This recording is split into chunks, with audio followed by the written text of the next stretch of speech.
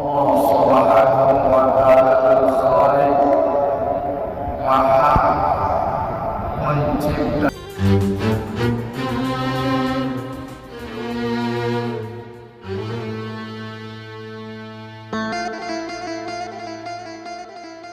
Perjalanan masih tetap berlanjut sahabat, karena jarak dari kota Mataram menuju Mawun, Dusun Mentule, yaitu sekitar 58 km dari pusat kota Mataram sampai dengan ke Dusun Mentule, Desa Mawun, Kecamatan Peraya. Sekitar 25 menit melalui jalur bypass, kemudian kita ambil arah Jalan Raya Penuja dan kita sampai di atas ketinggian 1500 di atas permukaan laut. Dan di sini sahabat, kita manjakan mata sejenak, yaitu dengan kita melihat pemandangan Pantai Kute yang begitu indah.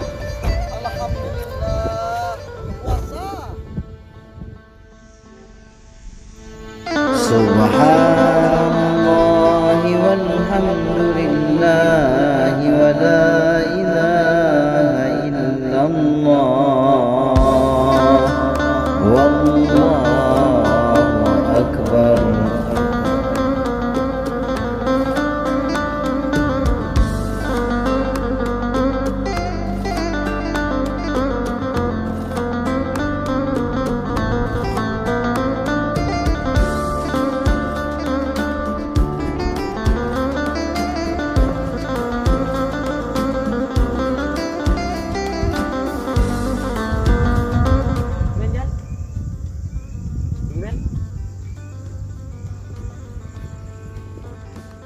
Sahabat, perjalanan ini kita lanjutkan dan sekitar 20 menit kita sampai di Selung Belanak.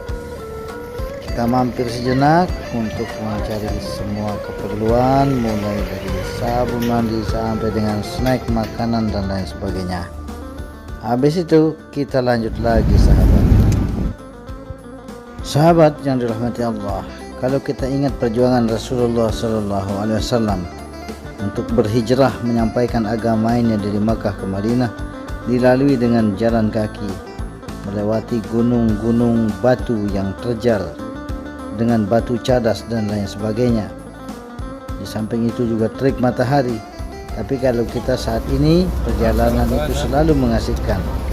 Itulah bedanya perjuangan kita dengan perjuangan Rasulullah SAW. Kalau kita hari ini seperti jalan-jalan santai. Yang jelas, pikir kita, kerisauan kita harus sama dengan kerisauannya Rasulullah SAW dengan para sahabat. Sama satu rombongan.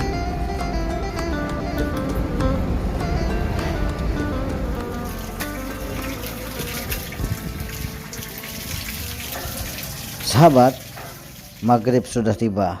Dan jamaah 4 bulan jalan kaki sampai saat ini belum kita ketemu jejaknya di mana. Jadi kita sholat maghrib berjamaah dahulu, baru kita lanjutkan lagi untuk mencari jejak perjalanan jamaah jalan kaki 4 bulan. Selesai sholat berjamaah maghrib, perjalanan kita lanjutkan kembali. Karena kita bingung jamaah ini ada di mana, akhirnya kita ketemu dengan warga. Sampun. Disinilah ada titik terang di mana jamaah ini berada.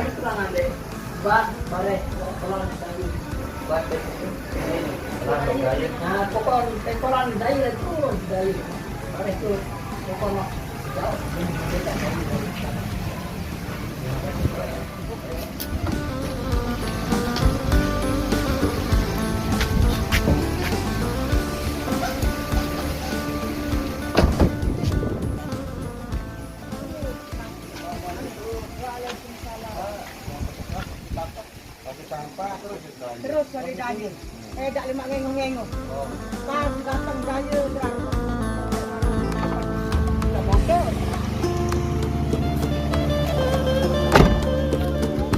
Beberapa kali kami turun dan bertanya keberadaan jamaah jalan kaki 4 bulan, tapi belum juga ketemu. Perjalanan kita lanjutkan lagi sampai akhirnya kita ketemu dengan seorang warga Tapi ternyata bapak ini juga tidak tahu tentang jamaah ini di mana berada. Akhirnya kita lanjutkan lagi perjalanan dan akhirnya ketemu sama seorang warga lagi. Dan bapak ini adalah seorang pengaji. Kita tanya lagi di sini. Enggak tahunya bapak ini pun tidak tahu menang tentang jamaah dai yang sedang jalan kaki. Kita lanjutkan lagi perjalanan dan akhirnya ketemu warung kita Masjid tanya Mawon di ya? sini. Dan bapak ini juga Mati nggak tahu. tumpak ini. Lanjut lagi perjalanan sampai akhirnya kita ketemu sama orang yang setelah mabuk. Jamaah ni kan? Ayo dai. Okey. Dai. Sehat Niki lupa tiang nak mentelah si Mami Gun ni. Mami Gun. Nggih. Sila nggih hampura niki jamaah niki juga. Bawa dalam mobil niki. Ini bau juk ya Allah. Oh, tidak bisa. Dan bawa dari nggih. Taruh sholat. Nggih, makasih nggih. Assalamualaikum. Iya, Pak. Apa si Mami Gun niki? Nggih, nggih. Nggih, sila. Assalamualaikum. Ternyata bapak inilah yang menunjukkan bahwa di sini ada jamaah yang sedang bergerak 4 berjalan kaki, teman-teman dakwah. Dan kebetulan teman-teman dakwah ini lagi program Jauhlah Sahabat. Alhamdulillah kita ketemu dan akhirnya kita lanjut gabung langsung untuk ikut program Jauhlah.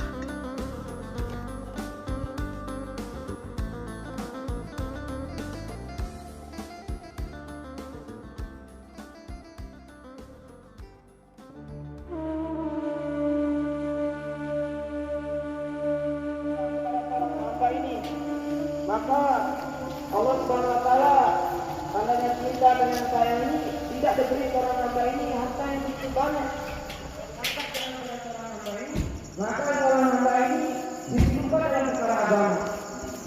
Dan seperti biasanya setelah usai menjalankan program Jauhlah, kemudian Amir atau pimpinan rombongan Jauhlah yaitu memberikan targib, nasihat untuk kita tingkatan tertib dan kita niat kerja dakwah seumur hidup.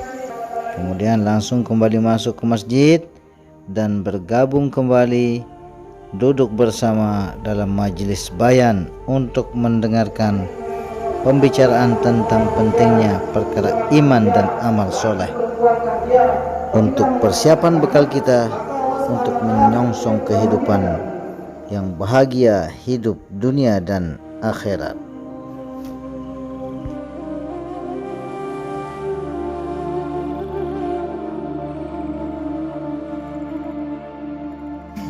Kisah sahabat. Kisah ke-11, kisah Khamsah radhiyallahu anha dan keempat anaknya. Bashi adalah sahabat yang masyhur yang muazzin tetap Masjid Nabawi. Pada mulanya ia adalah seorang budak dari orang kafir. Kemudian dia memeluk Islam yang menyebabkan ia banyak menerima berbagai siksaan. Umayyah bin Khalaf adalah seorang kafir yang sangat memusuhi Islam. Ia membaringkan Bilal di atas padang pasir yang sangat panas di terik matahari, seraya meletakkan batu besar di dadanya, sehingga Bilal sulit bergerak sedikit pun. Lalu dikatakan kepadanya, apakah kamu siap mati seperti anak atau tetap hidup dengan syarat kamu meninggalkan Islam?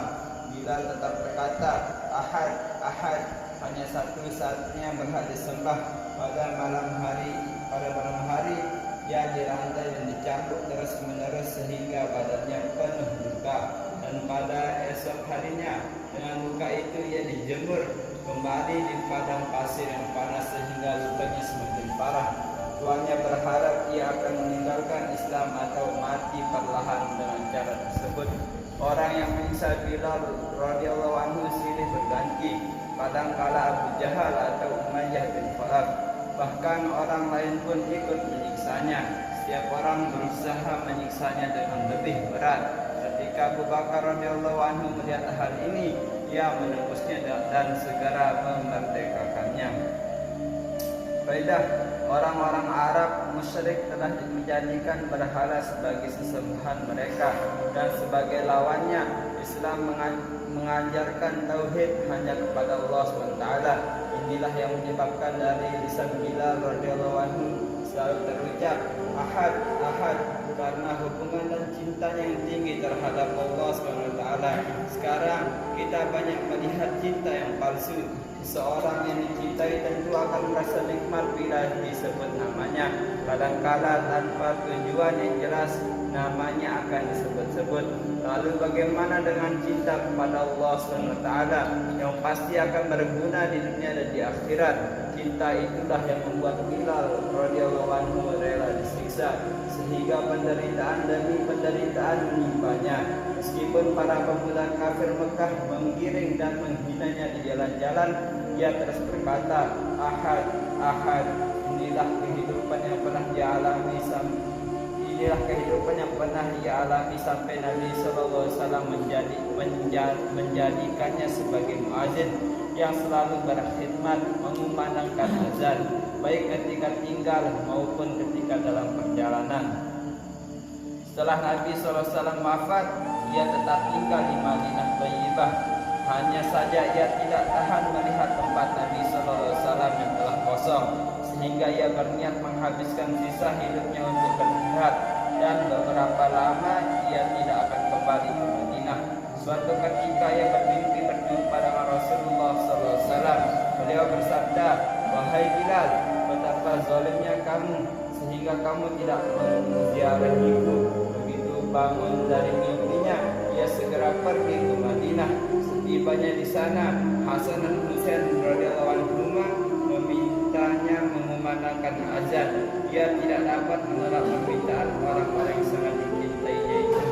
Ketika mulai azan, terdengarlah suara azan seperti pada masa hidup Rasulullah SAW. Suara itu sangat menyentuh hati orang-orang yang mendengarnya sehingga para wanita keluar dari rumah-rumah mereka dengan meneteskan air mata. Ia tinggal beberapa hari di Madinah lalu kembali ke